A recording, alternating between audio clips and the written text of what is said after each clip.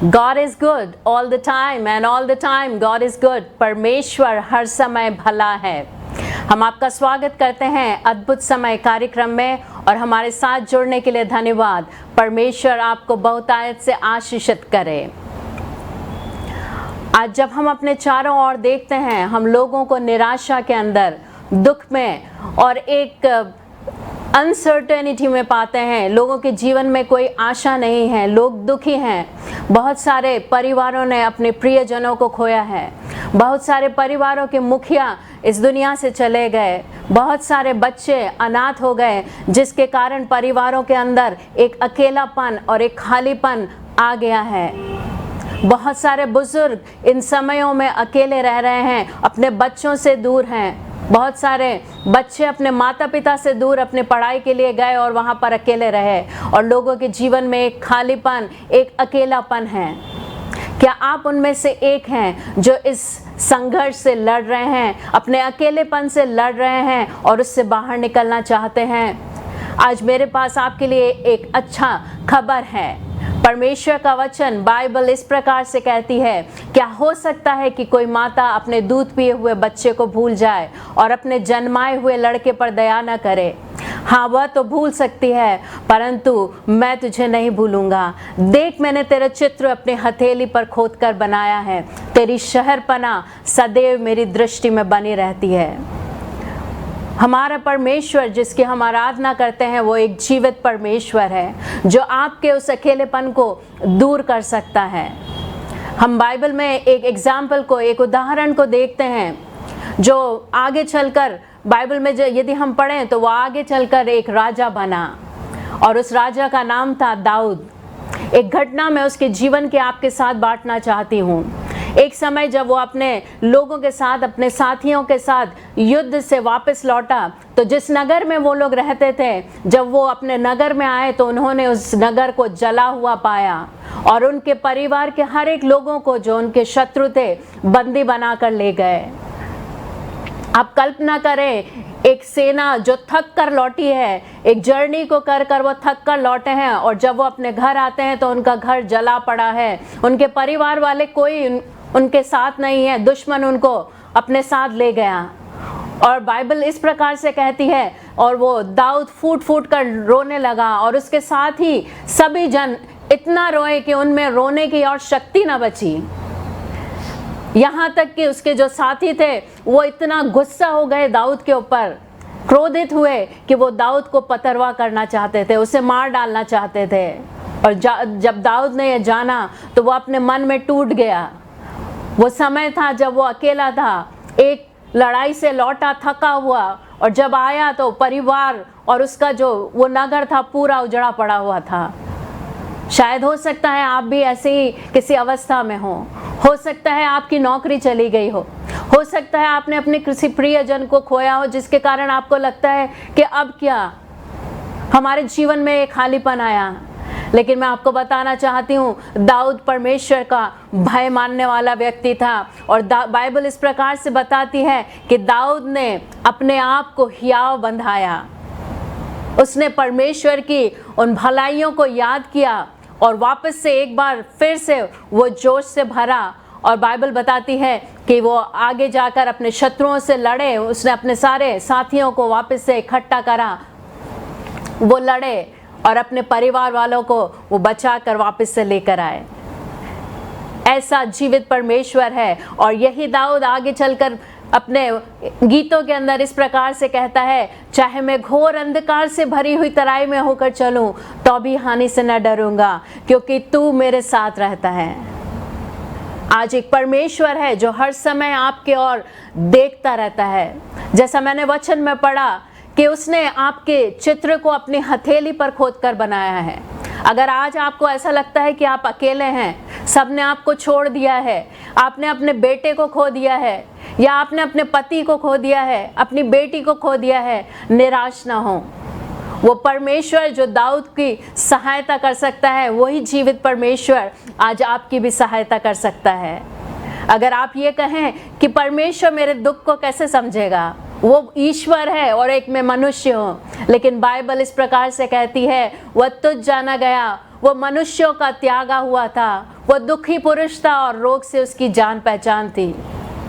यीशु मसीह मेरे और आपके खातिर इस दुनिया में आया। उसने हर वो दुख सहा जो आज हम अपने जीवन में अनुभव करते हैं। वो त्याग दिया गया, उसके दोस्तों ने, उसके मित्रों ने, उसके साथियों ने उसे त्याग दिया। जैसा मैंने आपसे कहा, वो तुच्छ जाना गया, सबने उसे तुच्छ जाना। यदि आपने यीशु मसीह की मृत्यु के विषय में पिक्चर देखी है तो आपने देखा होगा किस खतरनाक मृत्यु से यीशु मसीह मरा, केवल मेरे और आपके खातिर।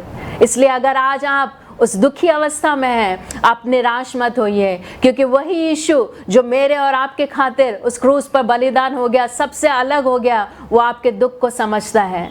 वो आपको शांति देने वाला परमेश्वर है। बाइबल इस प्रकार से कहती है, देखो मैं जगत के अंत तक सदैव तुम्हारे साथ हूँ। इसीलिए निराश न हो, क्योंकि एक परमेश्वर है जिसकी नजरें आपके ऊपर हमेशा लगी हुई हैं। वो नहीं चाहता कि आप निराशा में अपना जीवन व्यतीत करें। वो आशा वाला परमेश्वर है, वो आशा प्रदान करने वाला जीवित परमेश्वर है। आज उसको पुकारें, आज उस जीवित यीशु मसीह को आप पुकारें अपने जीवन में, उसे अपने जीवन में आमंत्रित करें। वो आपके हर अकेलेपन को, आपकी हर एक चिंता को, आपके हर एक दुख को दूर करने में योग्य है। मैं आप लोगों के लिए प्रार्थना करना चाहूँगी, लेकिन मेरा निवेदन है, अगर आपका कुछ प्रार्थना निवेदन है, हमें ज़रूर बताइए, हमसे बांटिए, हम आपके लिए प्रार्थना करेंगे। किसी भी प्रकार से दुख को अपने जीवन में हावी ना होने दें, अकेलेपन को हमारे जीवन में हावी ना होने दें। आज जब हम संसार में देखते हैं, लोग अपने अकेलेपन के कारण से डिप्रेशन के अंदर चले जाते हैं। बहुत सारे एग्जाम्पल्स, बहुत सारी चीज़ें हम अपने आसपास में सोशल मीडिया के अंदर देखते हैं कि किस प्रकार अकेलापन लोगों के जीवन में डिप्रेशन को लेकर आता है। अपने आप को उस डिप्रेशन का शिकार ना होने दें। आज यीशु मसीह को पुकारें, आज उस जीवित परमेश्वर को पुकारें, और वो आपकी पुकार को सुनने के लिए हमेशा तैयार रहता है। उसने आपका चित्र को अपने हथेली में खोद कर बनाया है।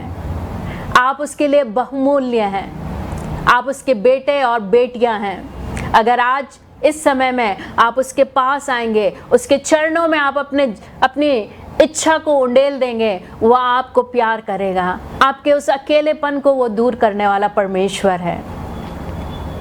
यीशु मसीह भी जब क्रूस पर चढ़ाया गया, वो अकेला हो गया, कोई उसके साथ नहीं था, सब ने उसे छोड़ दिया। वो आपके दुखों में आज सहभागी है। बाइबल इस प्रकार से कहती है, क्योंकि हमारा ऐसा महायाजक नहीं जो हमारी निर्बलता में हमारे साथ दुखी ना हो।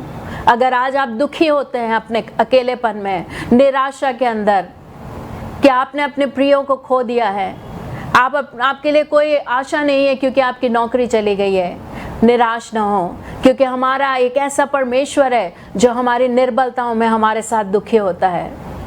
हम नहीं कह सकते कि मेरे दुख को कोई नहीं समझ सकता। हो सकता है आपके बच्चे आपके दुख को ना समझ सकें, हो सकता है आप बड़ी भीड़ के अंदर एक परिवार में तो हो, लेकिन आप अपने आप को अकेला महसूस करते हो।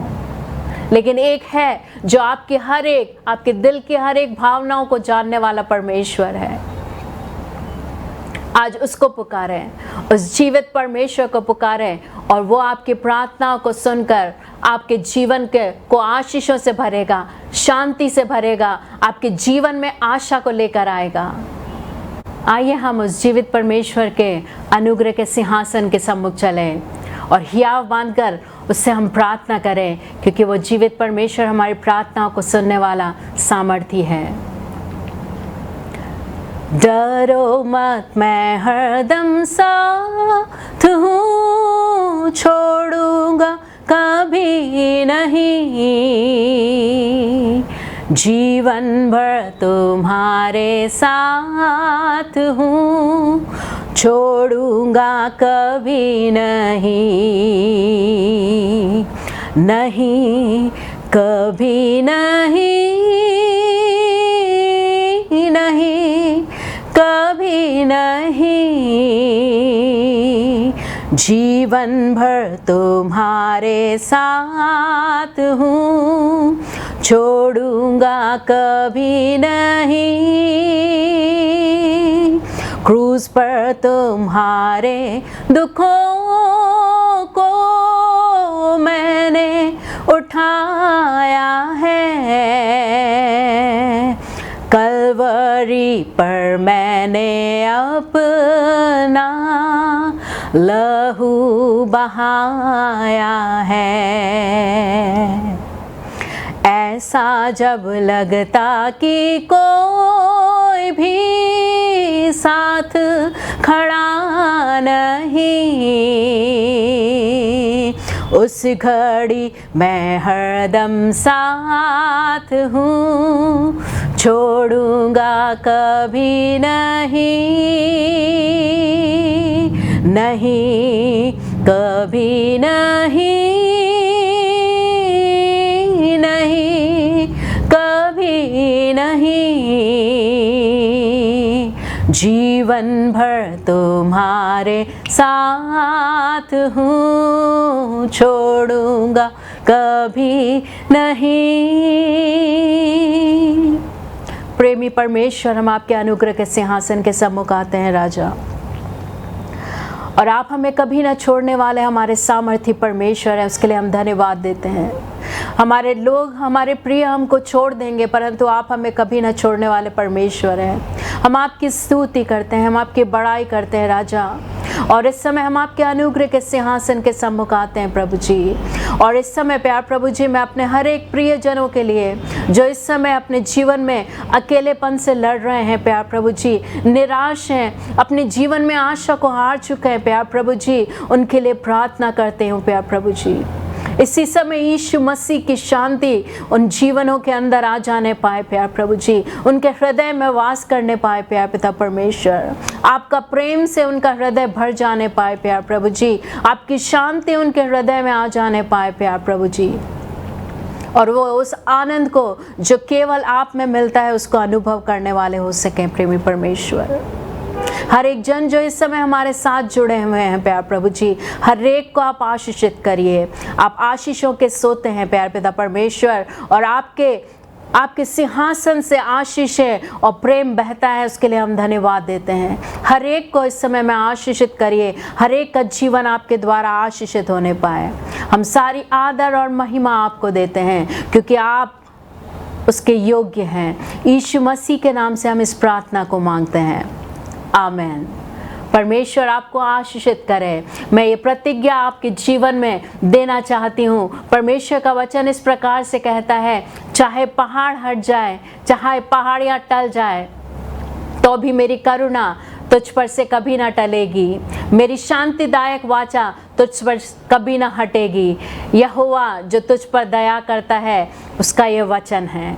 परमेश्वर आपको आशीषित करे। अगर आपको हमसे आप प्रार्थना करवाना चाहते हैं या कुछ सलाह लेना चाहते हैं, आप दिए गए फ़ोन नंबर पर संपर्क करें। हम आपके लिए प्रार्थना करके आनंदित होंगे। हम परमेश्वर के वचन को आपसे बांटकर आनंदित होंगे। प्रभु आपको आशीषित करें और ये पूरा सप्ताह आप परमेश्वर के प्रेम को अपने जीवन में अनुभव करें। God bless you.